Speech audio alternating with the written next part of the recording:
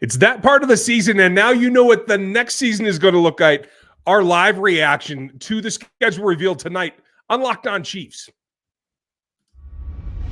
From the land of the free and the home of the Chiefs, this is the Locked On Chiefs podcast. Welcome in, friends and neighbors. Thanks for being with us tonight live. We appreciate you. We're brought to you by Gametime. This episode and all of them. Download the Gametime app, create an account, and use our code LOCKEDONNFL, and that's going to get you $20 off of your first purchase. Terms do apply, and that is on tickets that we're going to talk about the games tonight. This is Chris Clark from Chiefs Corner. I'm Ryan Tracy from NFL 33, RGR Football, and RogueAPC.com. You can find us on all those outlets as well as here 5 days a week on the Locked On Podcast Network, plus some. You can also find us on the YouTube platform we're on right now. Like, sub, and hit the bell. Get on the podcast platforms of Spotify and Apple Music and all the freebies. And then you can get just that much more information if you hit us on the text line. We gave you some of the hints about this schedule reveal on the text line today. That's at 816-357-8781. Get involved if you would like to. But now we have the full go, and we understand where the Chiefs are going to be when, what they're going to be doing, and how it's going to go about. What does the stretch run to the playoffs look like? That's coming up later in the show. What and how do they react to where they're bye week? We're going to get to that here soon. But we have to start where we have to start, and that is not just the top 6 games of the regular season, but where they start in the preseason, because that is the next thing coming down the pike. I'm really actually pretty excited about it because I'm ready to get Jacksonville out of the way. They're going to start with that team very, very early on and get it done early. How do you like that scenario? It's rough. You look at this schedule, and the schedule just in general is rough. So there's a lot to talk about and unwind in this, though. There certainly is. They're going to start, and here's a look at the preseason, folks. You're going to see Trevor Lawrence and a couple of acquisitions there. You're going to get Jared Goff again. Spoilers from week 1 from last year are going to be right on the schedule again on a Saturday night in August. And then you get the talk of the town. The first overall draft pick comes through. You might get to see him for a quarter in Caleb Williams when the Chiefs play the Bears on August 22nd. Yeah, maybe not that either. It's going to I'm not even guessing they see Jared Goff, to be honest, but we'll see. Yeah, the newest second highest paid QB in the NFL, Jared Goff. Yeah, that guy. Didn't see that coming either. Long and short, not much to react here to the preseason. They are what they are. It's all vanilla, all tune-up for the Kansas City Chiefs. We're not going to learn much about this team, I don't think, certainly in the starters or how the season's going to progress from these games. Where it starts to get real is where it starts to get real. We've told you about the Baltimore Ravens in week 1. That is confirmed on a Thursday night. Their only Thursday night of the year, if I'm correct, and make sure that I am. Yep. And then they come back the following Sunday on a 10-day break for the Cincinnati Bengals, another game that we've talked about. What's interesting is they get to go to Atlanta next to face another team in flux, let's say. Could it be rookie Michael Penix? Possibly. Probably only if Kirk Cousins isn't quite recovered, or should he restrain a hamstring? Good Lord, that's $100 million down the tubes if that happens. But one way or the other, it's going to be a brand new quarterback they're facing in Atlanta with a lot of changes there. That feels like a team that is going to give them a little bit here, especially the rookies on defense. But in the end, I don't see that as much of a competitive ballgame. Do you? I wouldn't say it's going to be competitive, but it is a Sunday night game. That's interesting to me why the NFL put that on a Sunday night. I mean, I guess do what you want to do, but I don't think that that's going to be a great game. If it is Penix, I still think it's not even a great game. And if it's Cousins, I mean, maybe he's gotten enough experience with his teammates to be able to make it a game, but I don't think that that's going to be a great game. And I'm kind of surprised they put that on a primetime. When you look, the Chiefs only got 5 primetime games. That also surprises me. Yeah, I think that's that's a good point. Is this schedule reflect overload on the Kansas City Chiefs? Is the nation waning on seeing Patrick Mahomes and Travis Kelce? Maybe. And one thing I want to talk about, and we'll get to this on tomorrow's episode, I think, is where we think that they have maybe the hardest quarter of the season, maybe the easiest quarter of the season, and we'll figure out what else we want to talk about on that. But it's really interesting because you look at the way this works out, and then the next game is against the Chargers at Los Angeles. And of course, it's a 325 game because it's at LA. But most of Kansas City's games are going to be at 325. They're not going to have very many Sunday games that are going to be at noon. And then you come back and you get the New Orleans Saints on a Monday night at 7:15.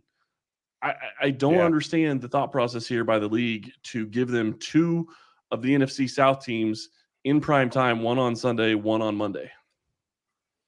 It's a lot. And I think that that's good, obviously, to counteract what we were just talking about, that maybe the nation's getting a little tired of it in terms of primetime games. But when you're in that late slot, you get a lot of exposure too. So I think the way that this unravels is pretty clean here. Transition going on in both of those teams. The real question is going to be, what have the Chargers been able to do to that point? The only AFC West contest, interdivision in the first third of the season, first quarter of the season here in the first 4 games. And you'll see in a second, folks, why I'm doing it in thirds right now. But I do want to do a quick shout out to Mr. Beresford down in New Orleans, a buddy of mine. His son is going to camp with the Saints. So all the luck to you, buddy. My interesting thing about this is, look at the first 2 games. I mean, I understand we've already talked about them, but you look at the first 2 games, both of those games could have huge playoff implications week 1 and week 2. That is not something that you're used to seeing so early in the schedule. And I get why they want to have a big game week 1. And it makes sense to have the Ravens, but giving them back-to-back games against the Ravens and the Bengals, that's pretty hardcore.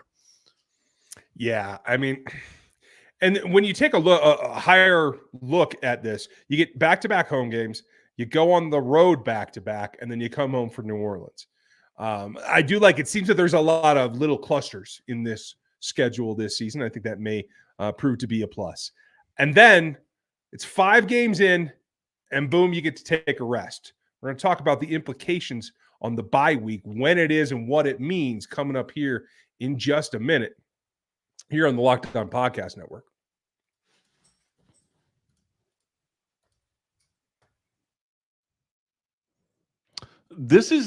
You start looking at what we're just talking about. We're talking about the NFL schedule. Look at some of the games we've already talked about in the first part. The Chiefs versus the Ravens. You have the Chiefs versus the Bengals. Both of those in Arrowhead. Those are games that you could go get at Gametime. Those are primetime games that you want to go look at Gametime. This is a fantastic opportunity to go check out Gametime and give them a try. Priority last-minute deals. You save up to 60% buying last minute for sports, concerts, comedy, theater, whatever you want. Flash deals save even more with exclusive in-app deals on select seats ahead of the game or event. You can save even more when you choose a section like Gametime. Choose the seats.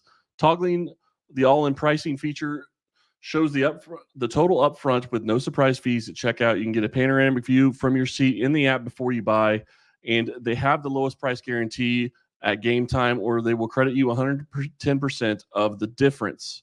Your purchase is covered with the most flexible customer service policy in the ticketing industry from Gametime. Take the guesswork out of buying tickets with Gametime. Download the Gametime app, create an account, and use code LOCKEDONNFL for $20 off your first purchase. Terms apply. Again, create an account and redeem code LOCKEDONNFL. That's LOCKEDONNFL for $20 off. Download the Gametime app today. Last minute tickets, lowest price guaranteed.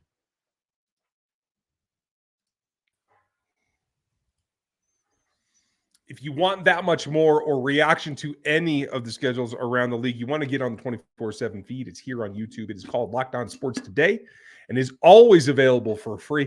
Get in there, get subbed, and check it out on Amazon Fire TV if you prefer as well. And we want to get right back to it because there's plenty to talk about in this schedule reveal.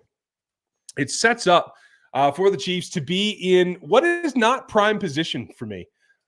I don't like, in any way, shape, or form, having a bye week so early. This feeds into the conspiracy theories that a lot of people are throwing around in Chiefs Kingdom, that the NFL has soured on the Chiefs being in position to be in the national spotlight as well. One more monkey wrench to throw in towards that three-peat run. This is frustrating. I thought it was too early last year. They still were able to pull it off. In the end, I think this is even worse situation because that just doesn't buy you enough time late in the year when you need it. No, it's a horrible situation for Kansas City, and it is definitely not something that you want to see in week 6. Kansas City's been used to having something in week 10 to 12, that range, maybe even 13. And that's been a big boon for them because they are able to get a little bit healthier and they're able to go that direction. I will say I do like having a bye before the San Francisco 49ers game. It is at San Francisco. I think that helps them get in the right space.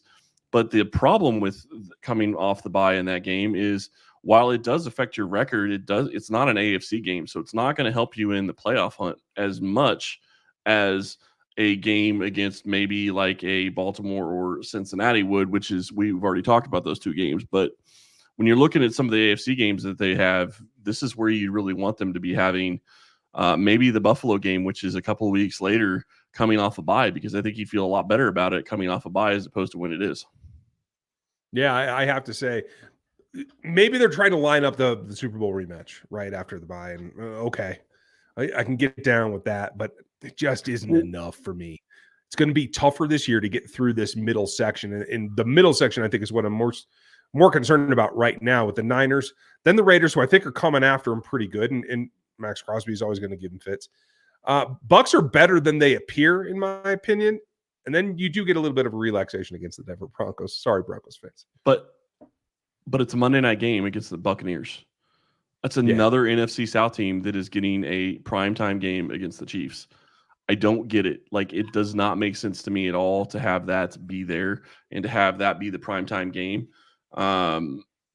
It's just, it perplexes me. I like the fact that they're playing the Broncos at home and at noon because I think that's one of the only noon games that they actually have the entire season, other than when they're playing on Christmas, which we'll talk about here in a little while. But this schedule is rough. I mean, the 49ers is fine. The 49ers followed by the Raiders. I mean, yeah, that could be rough, and maybe they consider staying in that area considering they're going to be way out west anyway. I don't think they generally do that, but maybe that's a thought process of what they want to do.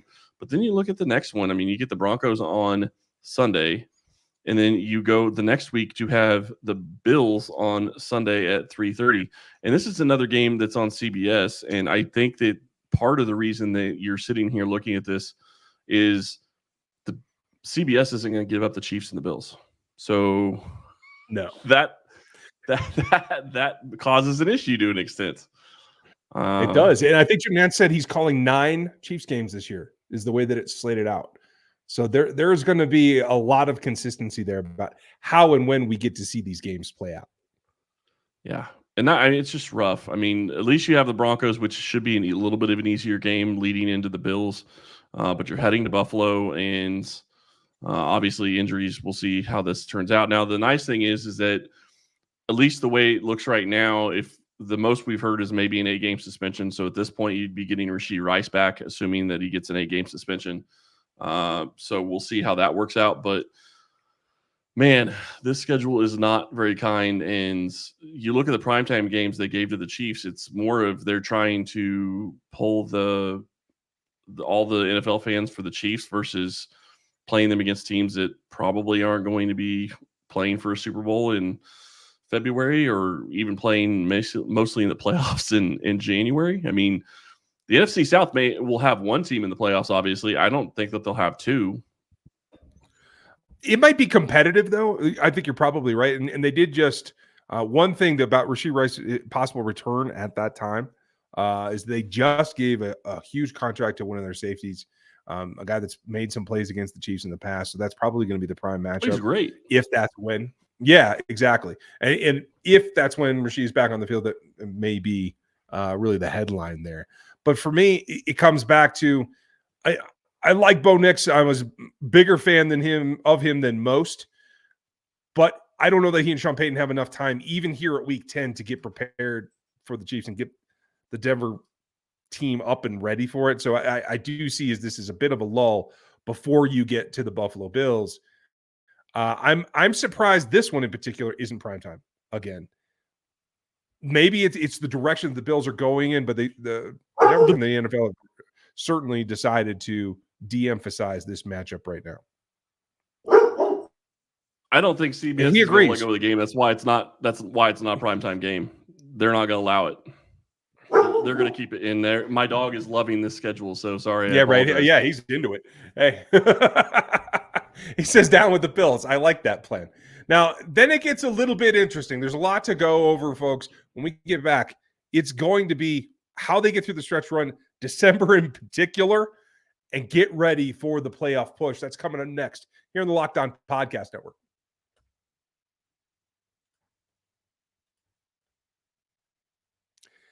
This is one of those times that if you want into the action, the NBA and the NHL are offering it right now. It is winner take all in those two leagues with the playoffs on the line. Avs are on the ropes. For those of you that are watching along with me, NBA's ticking along as well. A lot of action out here. But if you want to get in the action, FanDuel's giving you a shot to bring home a big win of your own. Right now, new customers are getting $150 back in bonus bets just for winning a $5 bet. Right now, that's $150 back onto your account in bonus bets on spreads, money lines, player props, and tons more. Just win a $5 bet and you are in at FanDuel.com/lockedon. You can get there and make every single playoff shot count at FanDuel, America's #1 sportsbook.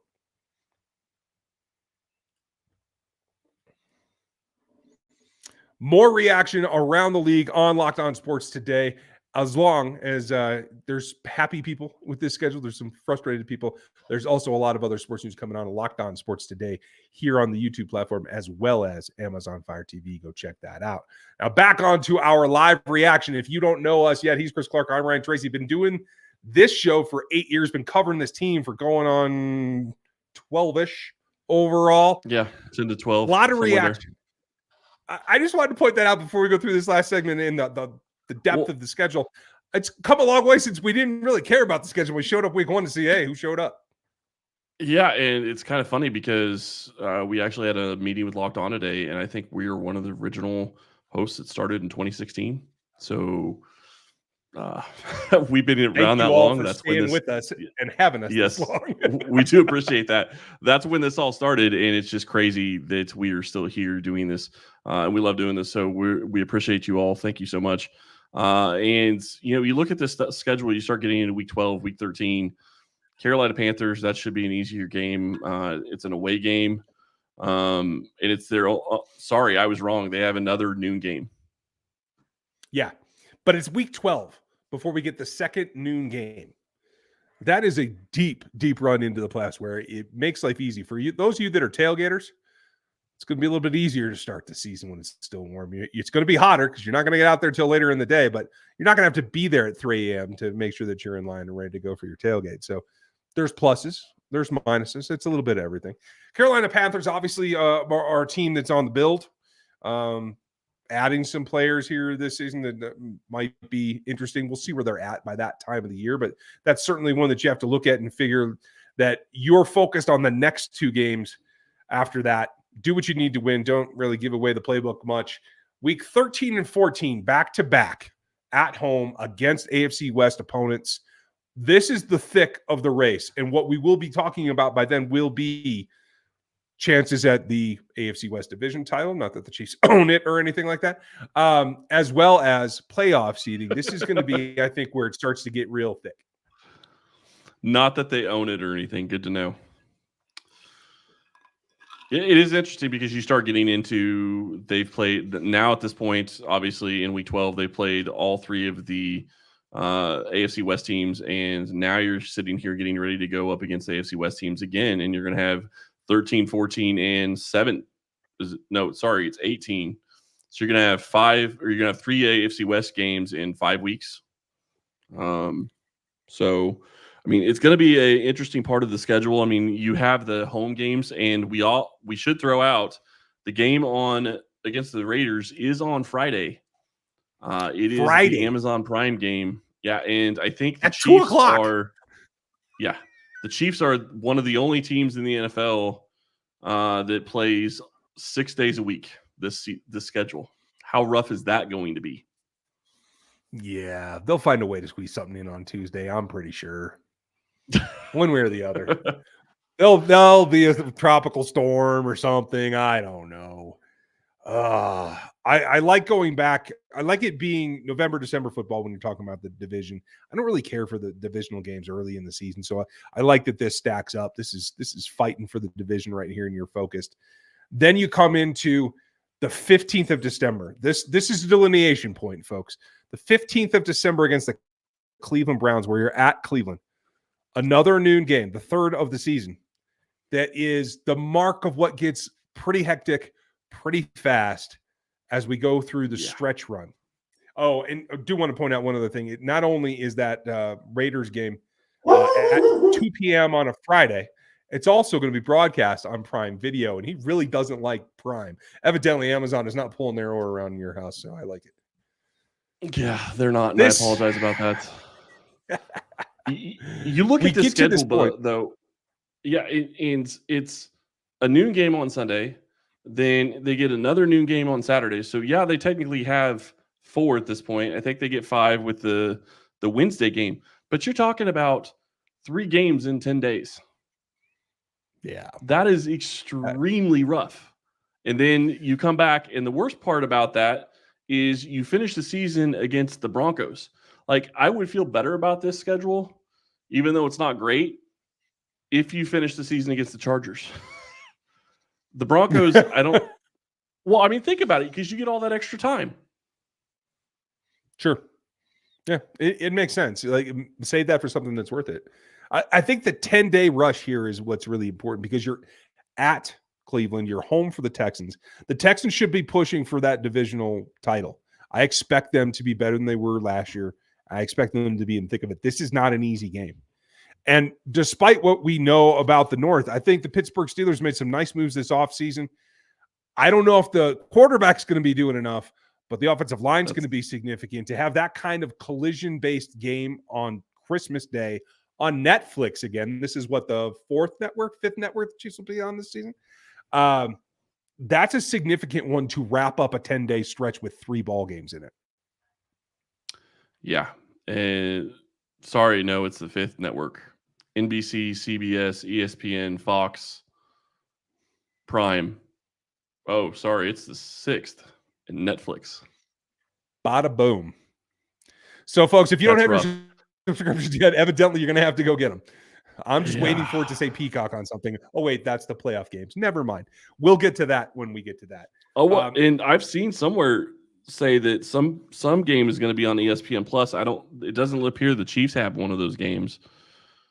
Though it wouldn't shock me if week 18 is, because it's going to be a throwaway game, I would think, at this point, unless the Chiefs are in the thick of it for a top seed. It's really rough to figure, huh? Yeah, the top seed is what I'm. This is something that when you take a step back from the total, I do feel like they did a little bit better at clustering with back-to-back home games. Late in the season, it's back and forth. But prior to this last 4-game stretch, away at Cleveland, home for Texans, away at Pittsburgh, and home for the Broncos. Other than that, you had some nice double-ups. Yeah, you had some sessions there. I feel like transitioning from the mentality, especially during the week, of away versus home, I do think that gives you a little bit of continuity in small clusters. I do like that aspect of it. But overall, I don't see anything outlandish here. Yes, you have significant competition up front. You and I will disagree on that. Well, my point being is these are all teams that have made some steps. You have your former Super Bowl opponents here in week 7. Obviously, there's the divisional stuff. And you have the Bills, who I do think are likely to take a step back. I don't necessarily like everything that they've done there. I don't think this is any more difficult with the situation that they went into this time last year to predict a possibility at another run at a championship. I don't think it's any more difficult than it was last year at this time, given the schedule that they faced as well. Do you? I do, only for the fact that I think Cleveland's a better team than people give them credit for. They have a very, very good defense. Houston is going to be even better than they were last year, so those are going to be back-to-back tough games. And you're right about Pittsburgh. Pittsburgh's a QB away from actually having a good team. So nobody gives Tomlin credit but he has not had, I don't think he's had a losing season in his career. And so they always play teams tough. So to me, that's the toughest stretch in this schedule. And that's going to be brutal for this team because you're looking at 3 games in 10 days and you're talking about a extremely aggressive and physical team in Cleveland, which I think is one of the bigger problems with the turnaround that you're going to have. And Pittsburgh is generally also a very physical team. Absolutely. Bottom line, this year's schedule kicks off with a wildfire and ends with a tornado. This is the way it's going to be. You're going to have some chances in between to maybe bring along your rookies, to maybe work out who's going to win some position battles that I think hopefully have been straightened out by week 1, but may not necessarily be. But this is the tale of bookends on the early weeks and the final weeks. That's what it looks like to me at the end of the day. I see a team very similar to last year.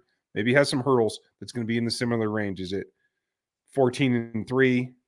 Is it 13-4? Somewhere around there looks approachable from initial look.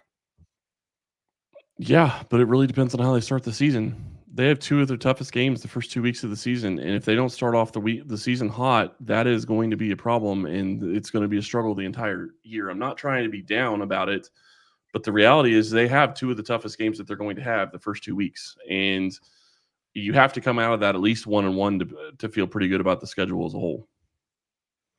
So would you take over under 13-4?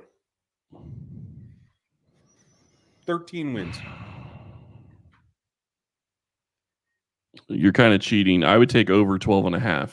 12.5. Sorry.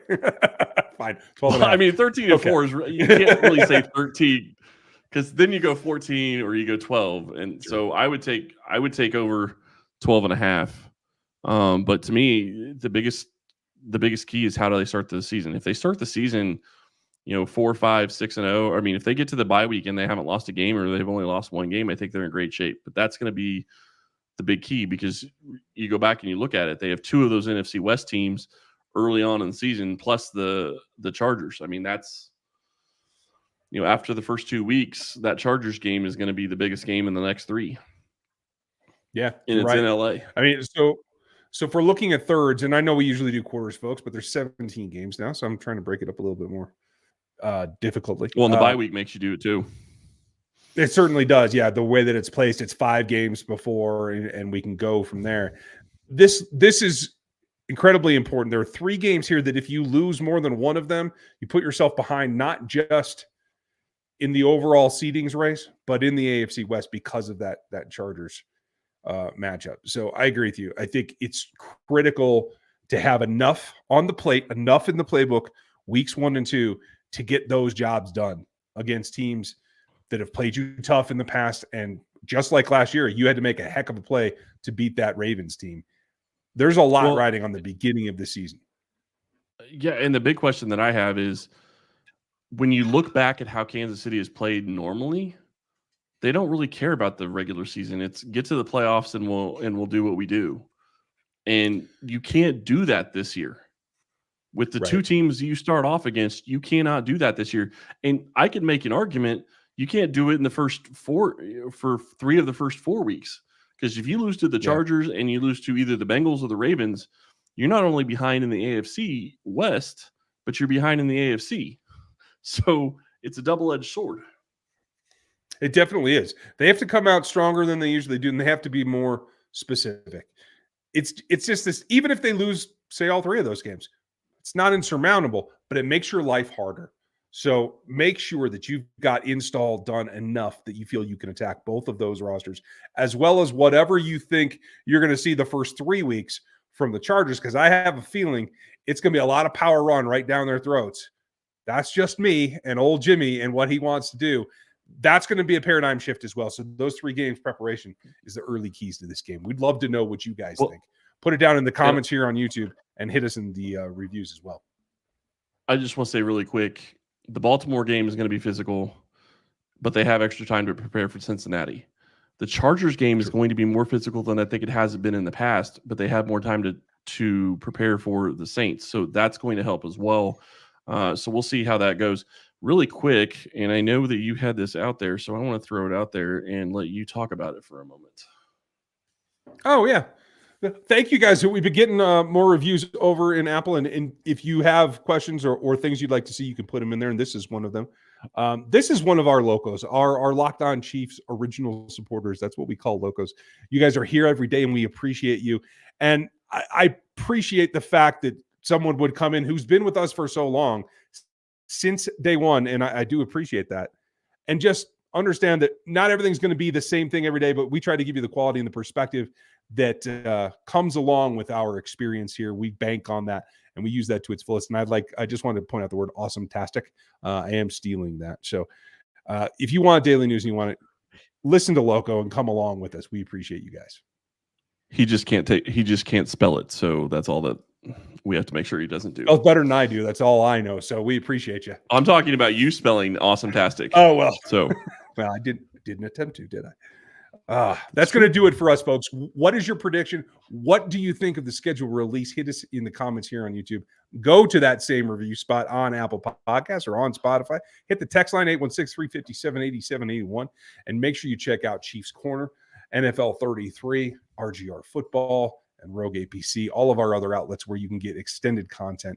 Check out the rest of the Locked On Podcast Network, because we're here for you 5 days a week plus, just like every other show on this network, and there's a lot going on right now. So thanks for spending your evening with us tonight, watching us live and late. We appreciate that as well. Have a great day tomorrow, and we will talk to you again tomorrow.